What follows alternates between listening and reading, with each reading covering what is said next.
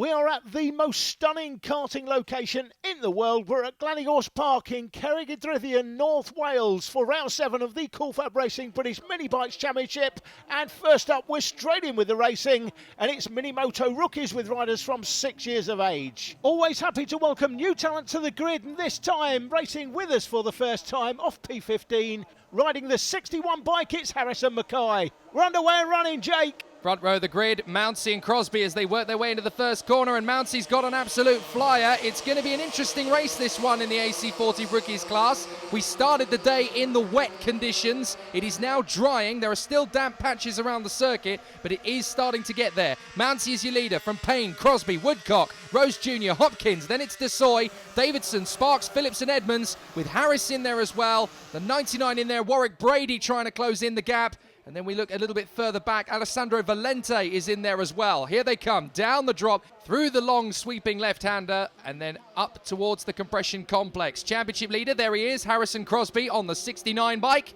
Shares the number, of course, with the late, great Nicky Hayden, of course. And it's been a very sad season to see him leave us. But at least the spirit of 69 is still right at the front end of a top motorcycle championship. Jamie Woodcock there, third in the championship at the moment, fighting his corner. Kyle Payne is having a great weekend here and could rise up from 4th position in the standings if he has a cracking meeting here in Wales. Start of lap 2 then, through Club Corner onto the Dragon Straight. That's James Rose Jr. picked out, 220 metres. This straight, James Rose Jr. back to come under pressure from Luca Hopkins. Hopkins sweeps up the inside. And round the outside for 3rd position, that is Jamie Woodcock has made the move round the outside of Harrison Crosby to move up into 3rd position. That is an incredible pair of moves by Woodcock on the 17 bike and Luca Hopkins on the 41 as they go down the hill once again into the double left. There's some cracking moves in the early stages. This is a very tough circuit in karting on mini motos. This is an amazing circuit. We don't get to see these bikes out here very often. This is one of the first meetings, I think, that's ever been held around this circuit of this type, and it's producing some absolutely magic action. Through Devil's Elbow, just right there through that right hand of the track, drops away 5 or 6 feet. It's amazing. That corner, one of the greatest corners in karting. That's turn 1, Club Corner. Mounsey has got himself a good, 25 bike lengths. This is Dragon Straight, 220 metres from turn 1 up to the apex at turn 2 right there as Mounsey goes through. That's 220 metres. 4th position is definitely up for a scrap now because Luca Hopkins is on the back of Harrison Crosby trying to make his way through with a hairpin, doesn't make it stick. They go through this left flick, down the hill, up towards a double left, and now it looks as though Sullivan Mounsey is being caught not just by Kyle Payne, but also by Jamie Woodcock. He is going to have a 3-way fight on his hands. It was a 25 bike length lead. It's not 25 bike lengths now, is it? It's about 5 or 6 bike lengths. I'm not sure what sort of issue here Sullivan Mounsey may have, but he was very quick up the straight, but that gap's been closed. Kyle Payne on the 25 in 2nd place. That's Woodcock there in 3rd. We've got 2 groups of 3, Jake. First battling for 1st, 2nd and 3rd, and then 4th, 5th and 6th as they go through the line now. That's Harrison Crosby, championship leader. He's under pressure though from Luca Hopkins. He's down in 4th place, started on the front row, so he's losing championship points. Now there is Ron Harris going through. Oh, that's Harrison Mackay off the circuit there at Devil's Elbow, just picking up on Ron Harris as he's battling there in position, just outside the top 10, but making good progress here at Glanigorse Park. The 66 bike, Ron Harris definitely trying to work his way through. There he is. You can actually look at him. It's eerie, isn't it? He is an absolute spitting image of a young would-be Ron Haslam. It's actually eerie looking at him. It is really strange. He's got that 1970s haircut going on that I used to have. I say I used to have. Mine was a lot longer than that, I tell you what, he could certainly rival the likes of Mike Halewood and Barry Sheen for style, couldn't he? Out of the final turn and over the line, into Club Corner once again. These 3 that have broken clear up front, Sullivan Mounsey, Kyle Payne and Jamie Woodcock, still battling away for this victory. And it's great to see, a new circuit to the calendar, and we've got an incredibly close battle already. Yeah, I spoke to a number of people earlier in the day. They were absolutely loving this circuit. I think it could become the most popular destination on the mini bikes calendar. Down Damon Hill, 16 feet elevation change from the top to the bottom. Looking up the inside, Carl Payne, but can't quite get it done. Sullivan Mounsey chops his nose off and holds on to it. We're into the compression complex. 3 right-handers, been through the first one. This is the second right-hander. We come into the third right-hander. That'll lead into the hairpin, which will bring us down to Devil's Elbow, where the track drops away. You can just see it right there. Drops away. That's Devil's Elbow. Now left-handed down to Paddock Bend, and that is the final turn on the circuit.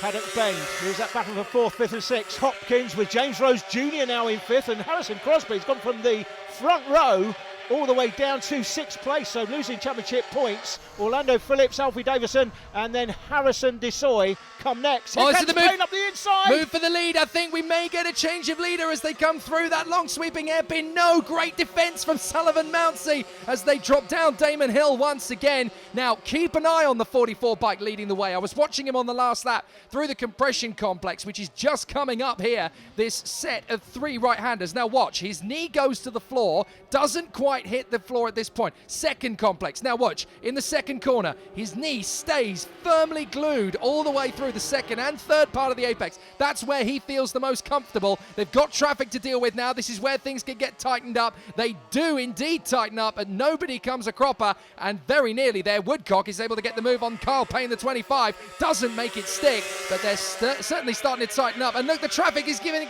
Hopkins a bit of a charge now. James Rose Jr. is all over the back of him.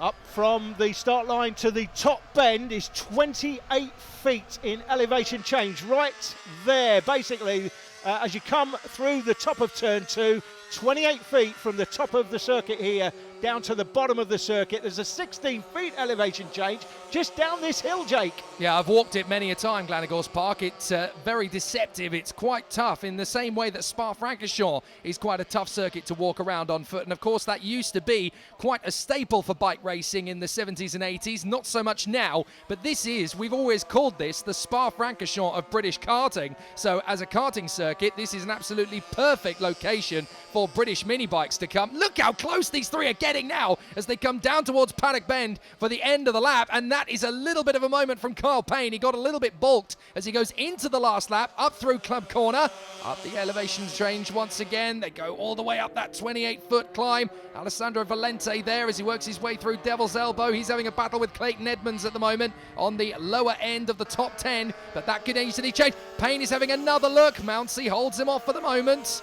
Watch out for Jamie Woodcock in 3rd position. He's not going to give up. He gets a good bit of throttle off the turn. Down Damon Hill into the carousel, the left-hander.